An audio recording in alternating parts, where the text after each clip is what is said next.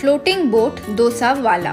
रांदेपुर नाम के गांव में नंदन नाम का डोसा व्यापारी हुआ करता था। नंदन अच्छा आदमी था और बहुत होशियार भी था।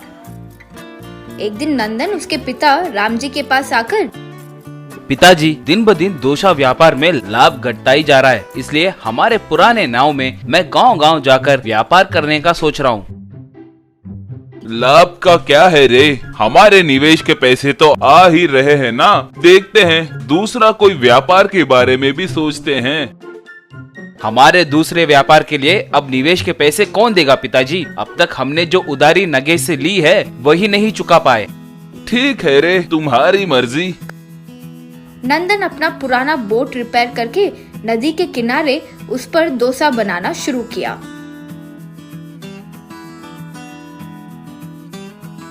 नदी के किनारे आया नंदन का दोस्त चरण वो देखकर, रे नंदन, ये क्या रे, कहाँ जा रहे हो?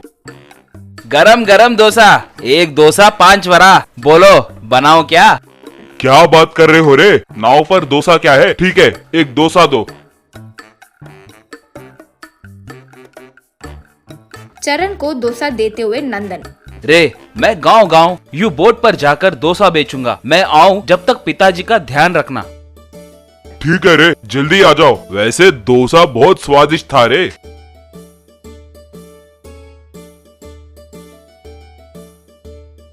नंदन फिर बोट पर यूं गांव-गांव घूमकर डोसा बेचने लगा।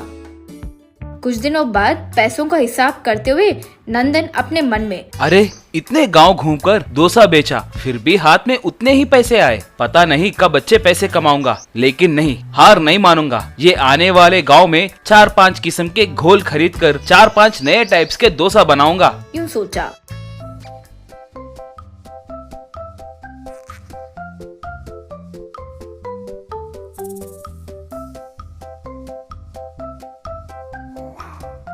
नंदन फिर वज्रेपुर नाम के गांव के नदी के किनारे वो बोट को रोककर डोसा बनाते हुए, डोसा माँ डोसा, अलग अलग नए किस्म के डोसे, आओ भाई आओ, यूं बेच रहा था। तो वहाँ एक व्यक्ति किशन आकर, क्यों भाई, कोई नए लगते हो? इस गांव में तुम्हें क्या काम आ पड़ा? मैं रंदेवपुर गांव से आया हूँ जी। यहाँ डोसा बेचते हुए गांव गांव घूम रहा हूँ। ठीक है, एक डोसा दो। कितने का है एक? 5 वरा है भाई। बाप रे, 5 वरा। स्वाद देखकर बताना भाई। ठीक है, दो। फिर वो व्यक्ति चटनी में डोसा डुबाकर फटाफट खाने लगा। वाह, डोसा बहुत स्वादिष्ट है भाई, अद्भुत। किशन गांव में आकर अपने दोस्त धीरू से, नदी के किनारे कोई डोसा बेच रहा है, जानते हो वे कितने स्वादिष्ट हैं? आज तक मैंने वैसे डोसे कभी नहीं खाए। हो क्या, सच? तो फिर मुझे भी एक बार खाना है। इस तरह कुछ देर में नदी के किनारे कई लोग आने लगे। नंदन डोसा बनाते जा रहा था और सब खाते जा रहे थे। इस बात के बारे में किले में राजकुमारी के सेवा करने वाले एक दूसरे से बात करने लगे। तुमने ये सुना क्या? नदी के किनारे कोई डोसा बेच रहा है। वो डोसा मैंने सुना है कि बहुत स्वादिष्ट है। हाँ, मैं अभी खा के आ रही हूँ, बहुत अद्भुत है। ये बातें युवरानी ने सुन लिया। युवरानी अपने मन में, अगर ये लोग बात कर रहे हैं तो जरूर उस डोसा में कुछ तो बात है। मैं पिताजी को बोलती हूँ, लेकिन मैं बिना उसका स्वाद चखे पिताजी को कैसे बोलूंगी? सोचते हुए भेष बदलकर युवरानी नदी के किनारे आई। नंदन सब समेट कर निकलने ही वाला था। अच्छा सुनो डोसा वाले, और डोसा नहीं है क्या? आज बेचना पूरा हो गई जी। मुझे बहुत भूख लग रही है, एक डोसा बनाकर दोगे क्या? अरे रे, अभी अभी कोयलों को बुझा दिया, लेकिन मेरे लिए जो डोसा मैंने रखा था वो है। कहते हुए वो 2 डोसा उसे दिया। वाह, क्या स्वाद है! युवरानी वो डोसा खाने लगी। अरे, मैं तो पैसे भूल गई।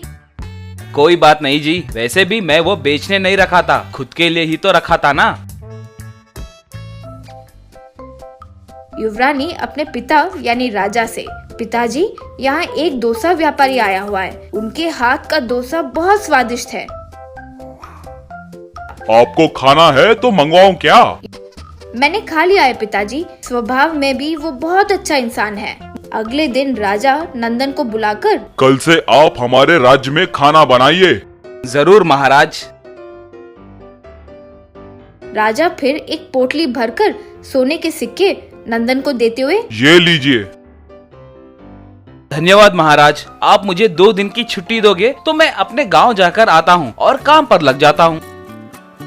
नंदन अपने गांव जाकर पूरी उधारी चुका दिया। अपने पिता राम जी को लेकर फिर किले में वापस आ गया।